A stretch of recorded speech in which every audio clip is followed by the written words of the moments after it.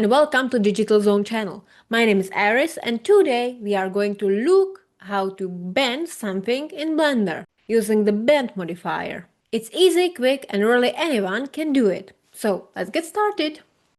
For this demonstration we will use a cylinder. You can add one by pressing Shift A, then choosing Mesh Cylinder. Use the S key or scale tool to stretch it a bit, so it's long and easier to bend. The first thing we need to do before bending the cylinder is to add more geometry. That's because deformations in Blender, including bending, work by moving the object's vertices. A cylinder doesn't have any vertices in the middle, so there is nothing to bend. We need to add some. To do that, go into Edit mode, either by pressing Tab or by selecting it from the menu in the top left corner. Once in Edit mode, use the Loop Cut tool or press Ctrl+R.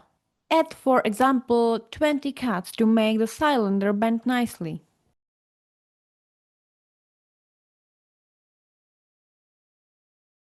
Now it's time to add the modifier itself. Go back to Object mode and find the wrench icon. From the drop-down menu or search bar, add a simple Deform modifier. There are a few options here, but we are interested in the bend type.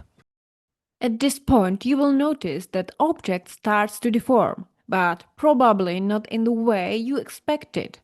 That's because Blender doesn't yet know around which point the object should bend. Should it bend from top, down, middle? Blender doesn't know. The easiest way to tell it is to add a new empty object to the scene.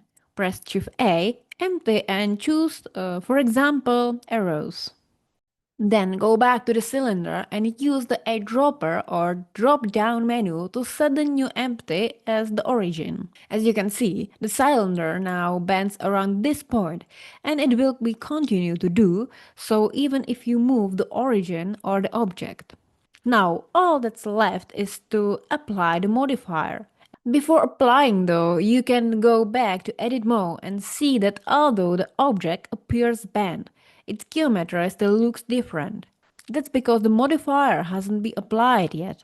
You can still make the change in this stage. But once you apply the modifier, the object's geometry will change to match the bend. And we are done.